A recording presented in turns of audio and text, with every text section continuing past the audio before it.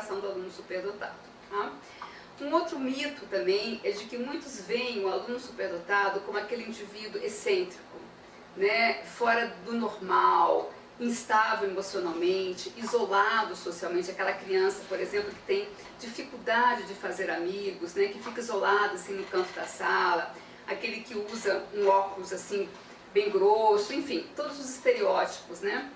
E a gente tem dados de pesquisa mostrando que o aluno superdotado, ele tem um desenvolvimento social e emocional, muitas vezes até acima da média comparado com seus pares de mesma idade. Tá? Então, o que importa é o ambiente, onde esse indivíduo está inserido. Que suporte emocional, que suporte afetivo esse aluno está recebendo para poder desenvolver-se, tanto do ponto de vista cognitivo quanto do ponto de vista afetivo. Tá? Bom, outro mito acerca do aluno superdotado é de que esse é um fenômeno, né? A superdotação é um fenômeno que ocorre principalmente em indivíduos provenientes de nível socioeconômico médio e alto. Tá? Então existe aquela ideia de que nesses ambientes, nesses níveis socioeconômicos, a estimulação é mais alta, os recursos disponíveis para esse aluno é mais elevado, é mais amplo, e aqueles provenientes de famílias pobres não teriam condições de desenvolver esse potencial. Então a gente tem que ter muito cuidado, né, com esse tipo de afirmação, para a gente não cair nessas explicações estereotipadas, né, de que quem vem de um nível quem é proveniente de um nível socioeconômico é mais limitado do ponto de vista dos recursos financeiros, cognitivos, enfim, e de outra natureza.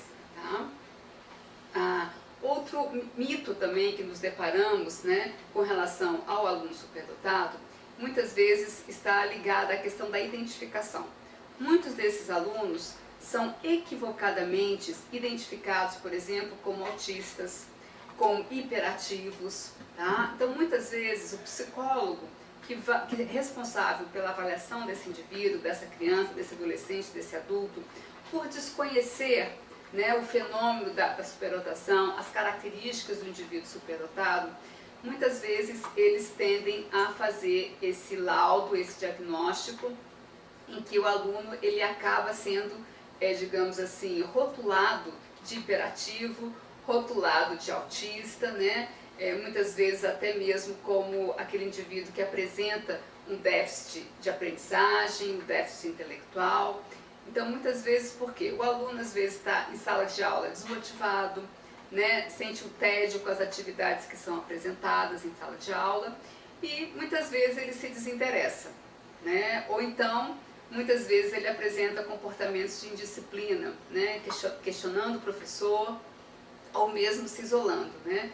Então, o psicólogo tem que ter muito cuidado com essa forma, né, com a maneira de identificar e de avaliar esse indivíduo para que não caia nesse erro do diagnóstico equivocado. Tá?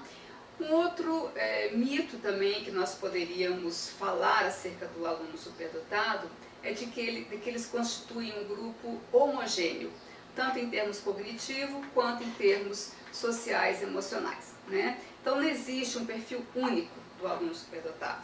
A gente vai se deparar com alunos com características diferenciadas, né? Tanto do ponto de vista intelectual quanto do ponto de vista social e emocional. Não existe uma forma onde todos os alunos superdotados vão se encaixar.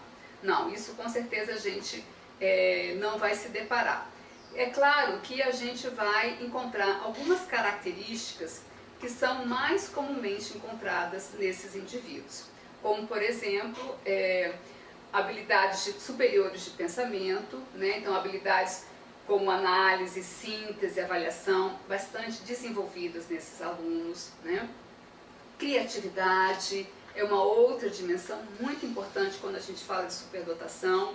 Hoje em dia, os modelos teóricos de superdotação destacam a criatividade como uma dimensão deste fenômeno, tá? A boa memória, curiosidade, né?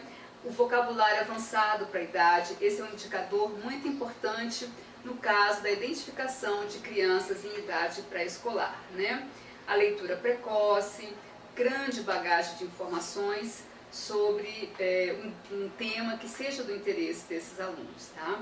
Então, eu acho que a gente pode, então, concluir que são vários os mitos, as crenças, né, acerca desse aluno, e sem dúvida nenhuma é fundamental orientar a escola, os professores, a família, acerca de quem é esse aluno superdotado. Esse eu vejo como um dos principais problemas na educação desses indivíduos, né? A falta de informação ou as informações incorretas, inadequadas.